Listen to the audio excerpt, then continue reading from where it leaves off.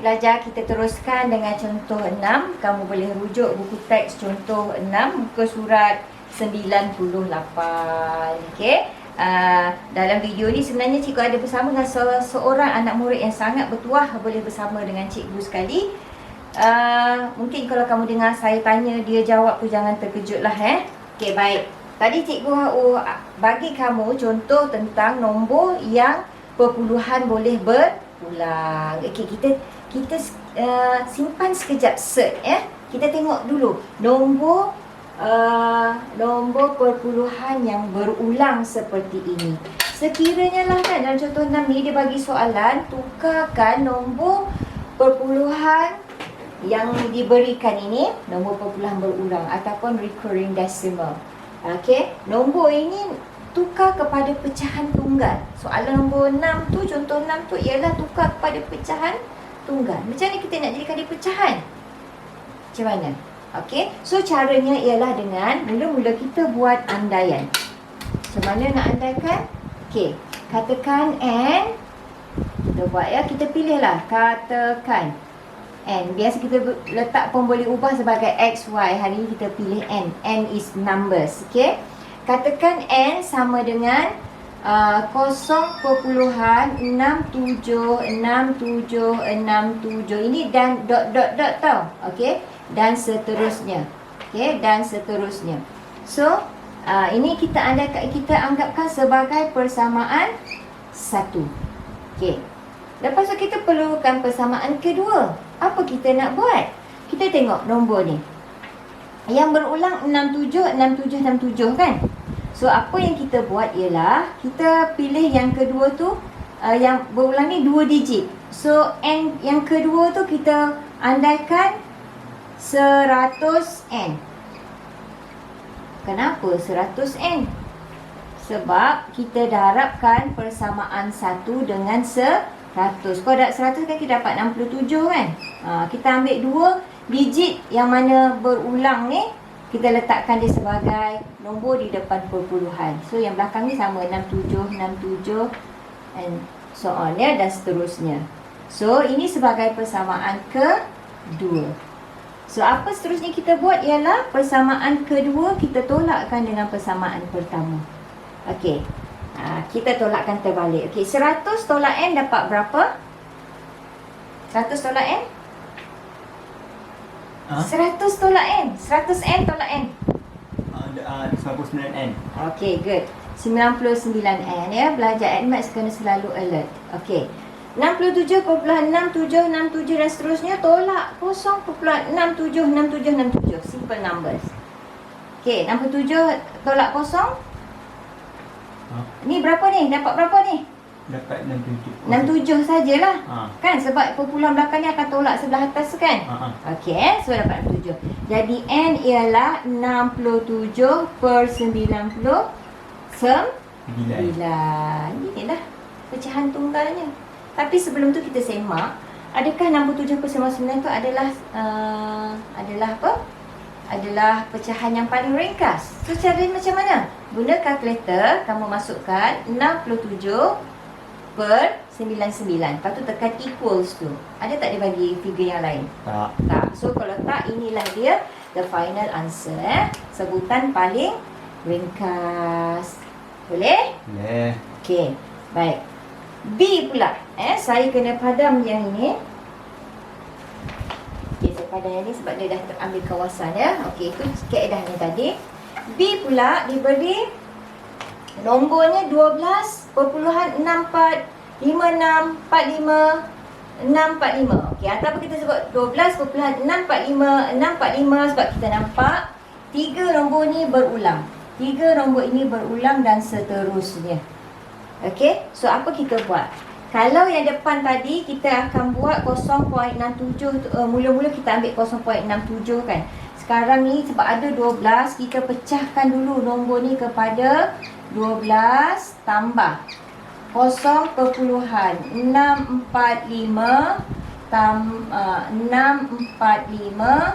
kemudian dia berulang kan, 645 dan seterusnya. Okey, ini dia recurring decimals numbernya di belakang. Kita pecahkan seperti ini. Okey, yang depan kita biar dulu. Kita buat operasi di belakang seperti tadi. 12 tu kita biarkan dahulu Kita biarkan dulu. So kita ambil dulu. Kita andaikan apa? Katakan. Okey. Katakan N. Kita ambil lah N juga Saya ambil yang mudah lah. Example yang mudah. N equals to 0.645. 645 and so on. Okay, ini sebagai first equation. Kemudian apa nampak? Kita nampak tadi kan 3 digit ni serangkai, lepas tu dia berulang-ulang. So bermaksud persamaan 1 ni kita kena darab dengan berapa? 1000. Okey, bagus, dah bercelik dah darab 1000. So bila persamaan 1 darab 1000 kan, kita wujudkan persamaan yang kedua. Apa persamaan kedua? 1000 N sama dengan 645.645 dan seterusnya. Okey, agaknya apa next step? Tolakkan 2. 2 tolak persamaan 1 lebih mudah. Okey, persamaan 2 tolak persamaan pertama. 1000N tolak N. Dapat berapa? 999N. Okey, 999N. Baik, 645.645 tolak yang pertama tu dapat berapa? 645. Perpuluhan belakang tu dah jadi sifar. Kita tolakkan persamaan. Okey, jadi N sama dengan berapa? 645/999. Okey, so kita check kalkulator. Adakah ini persamaan paling pecahan paling ringkas? Tak. Okey, apa pecahan paling ringkas dia? 215 per 333. Okey. Kamu tak boleh tamatkan di sini, tapi kamu kena tamatkan sehingga sebutan paling ringkas. Boleh faham ni pelajar? Ini bagaimana kita tukar nombor perpuluhan berulang kepada a single fraction ataupun pecahan tunggal. Baik. Okey, seterusnya kita lihat contoh 7. Kamu lihat contoh 7 ini, soalannya boleh dirujuk secara lengkap di dalam buku teks, dan dia sebenarnya bertanyakan kepada kita adakah nombor-nombor yang diberikan ini A, B dan C ini adalah cert. Okey, jika cert, apakah alasan kita? Begitu juga sebaliknya. Okey, bagi cert 125 peringkat 3, adakah ini cert? So caranya kita kena semak dengan apa? Of course lah kalkulator, ataupun kalau kita ingat ini sangat mudah. Ni berapa? 5. Okey, ni 5. Dapat nilai yang tepat kan? So adakah ini cert? Tak. Tak. Bukan cert kerana apa? Nilai yang bukan perpuluhan. Okey, kerana dia dapat integer. Nilai integer. Okey? Okey, nilai dia integer yang tepat kan? Integer, ingat lagi apa maksud integer? Dah nombor bulat yang besar daripada nombor bulat sama ada kosong, dia bulat daripada kosong hingga seterusnya. 1, 2, 3 dan seterusnya. Cikgu kena bagi definisi untuk square root A kan? Sebelum kita sebut cert ialah cert A. Macam ni kan?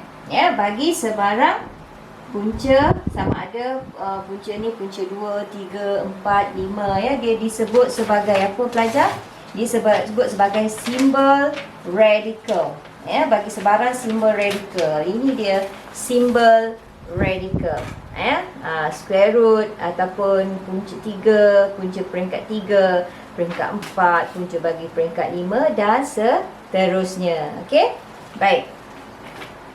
So, dan nilai A ni dia mesti, perbincangan kita adalah A ni adalah besar daripada kosong. Dia bermula 1, 2, 3 dan seterusnya. Integer yang besar daripada kosong. Integer tu maknanya nombor bulat dah.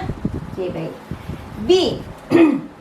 Okey, cert 125 peringkat 5. Okey, check guna kalkulator. Macam mana nak check guna kalkulator ni? Dapat 2.626527 804. 265 2.6265 62 2.62 65 65 27 27 804. Okey, tak muat tempat 804. Kan? Sambungannya kan? Okey. So, adakah ini cert? Ya. Cert. Kenapa dia cert? Nombor perpuluhan yang tidak terhingga dan tidak berulang. Yes, nombor perpuluhan tidak terhingga dan tidak berulang. Tidak berulang. Okey? Okey, very good. Dah lebih kenal pasti. Okey, yang C pula. Okey, cert bagi 16/64 peringkat 4. Berapa dapat? Ada dapat nilai? 1/32.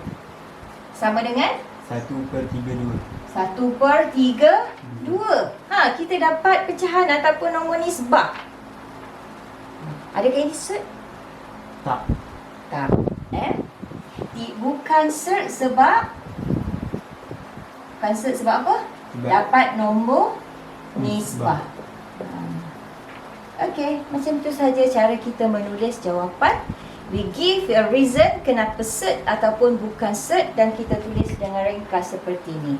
Okey. Baik. Kita lihat contoh seterusnya. Seterusnya contoh 8. Nak aku baca sali murid tolong padam ni.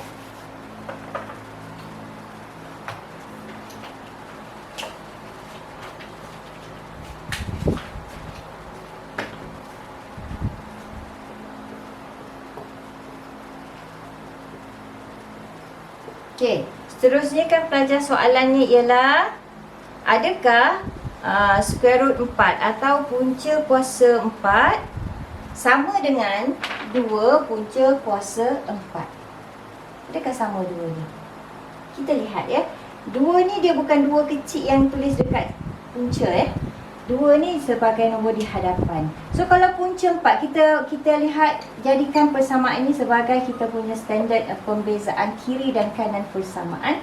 Punca 4 sama dengan 2. Okey. Bagaimana pula yang ni? Ni kita akan tulis 2 ni adalah 2 darab punca 4. 2 darab dengan punca 4 ialah 2. So dapat berapa sebelah kanan? Sebelah kiri memang 2, sebelah kanan akan dapat 4. Is that same? Equal? Sama tak? Tak sama. So jawapannya adalah tidak sama. Kenapa dia jadi tidak sama? Sebab equation jadi seperti ini. Okey. Baik selepas ini jangan lupa sila buat latihan diri 4/3.